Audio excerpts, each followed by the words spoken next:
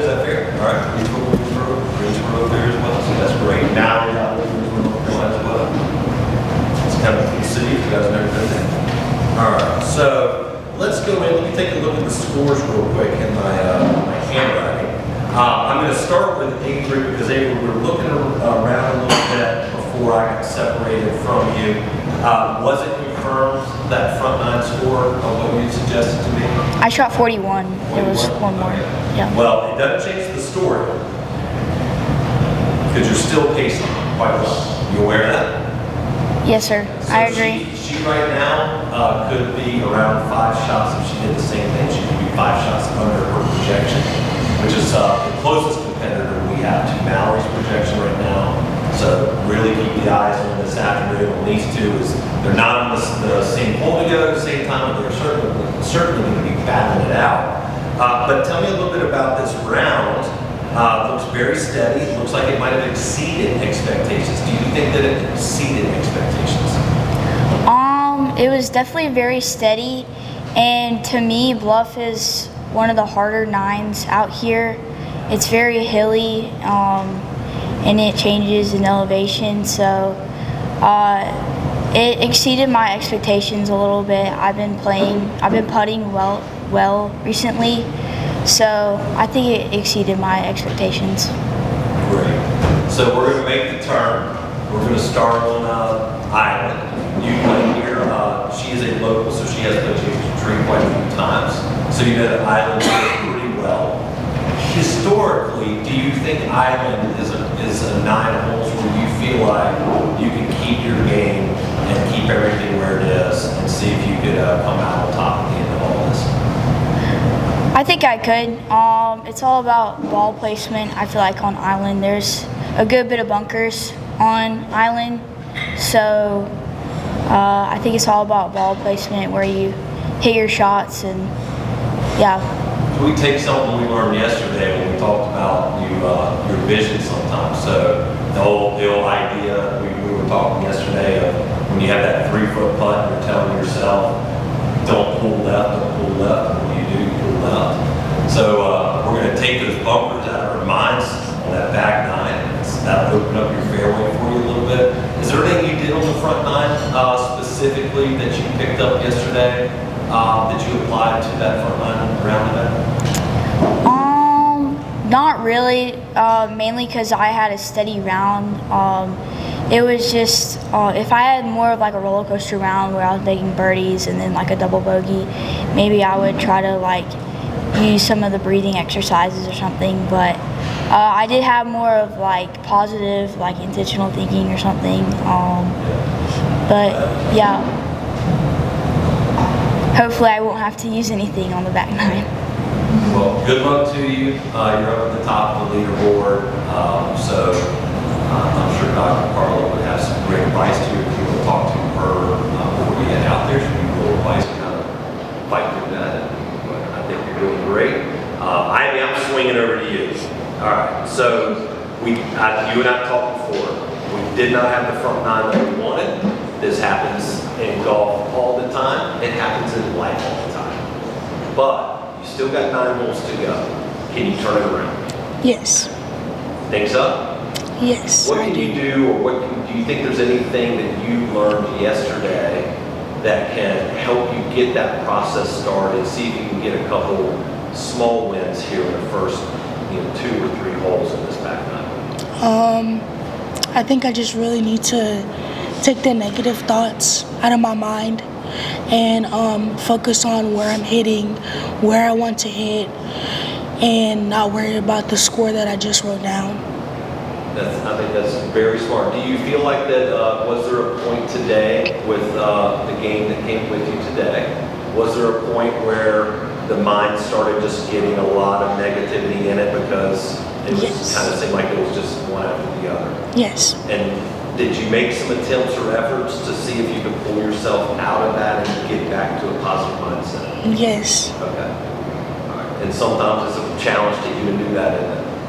Yeah. And again, we teach these things and all of these things, they all take practice, right? But there's still no 100% guarantee that all of a sudden you're going to turn a tough day around and have this turnaround. However, that's the beautiful thing about golf. So you got a fresh new 9 holes.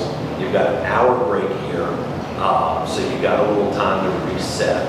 So do you feel like that you can go back out there, get some momentum early, and come back with a good story for us, or even just something that you walk away with and say, all right, that was nice, I evened it out, I feel good?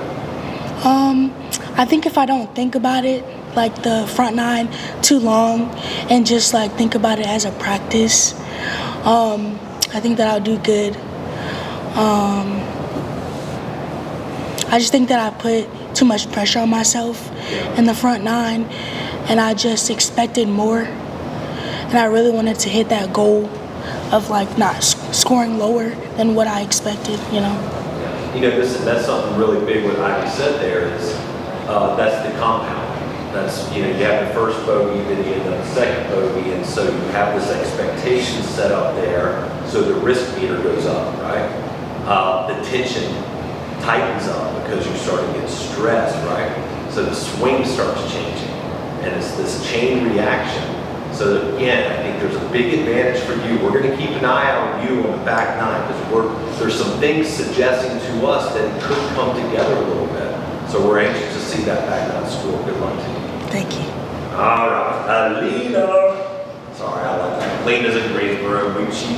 She and Leah actually did our first event, and so I always love rooting them on. And Alina, I see your.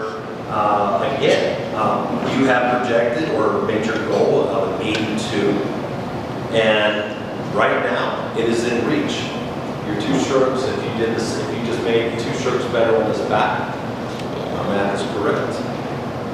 Look again just to make sure I'm right on this. Yeah, 2 strokes better on the back on this island course. You got to see a little bit of the island course yesterday. Is that a course based on what you saw that you feel like you could knock this down to a little bit lower score, 40 or 39? Yeah, I think I could shoot a 40 or 39 on that course. It's a pretty, it looks hilly and like a lot of water, but I think I could pull it off. Very good. How did you feel going throughout the round today? Was there a moment where you felt like that?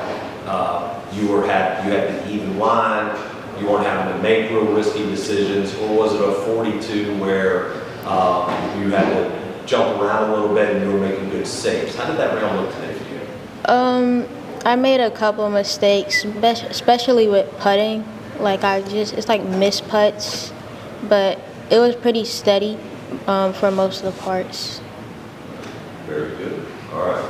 Anything out of yesterday, and you've actually had some previous education on this too, and Leah has shared with us that she's carrying some of the stuff that she did almost a year ago, even a year later, so it's always good to hear. Was there anything specific today, mind-body emotion scan, tension, that you applied to the round today? No, not now, but probably, because I've been doing the breathing techniques, but that help me like flood out the thoughts I have when I overthink, and that's been helping a lot. All right, well, again, you could do hitting those expectations, which is great. That's that means that we're kind of in line and everything for that situation. You could potentially pull out a great back 9 and hope for some other things on the other side to do very well with this. But again, you're in a good match with yourself and your expectations. Good luck on the back 9. Meet those expectations. All right, and then finally we're going to finish up with Leah over here. Leah, you are pacing ahead as well. Leah has projected a 73 for today. So based on what she did on the front 9, she will beat that expectation again. Or she will beat the expectation if she shoots that score again.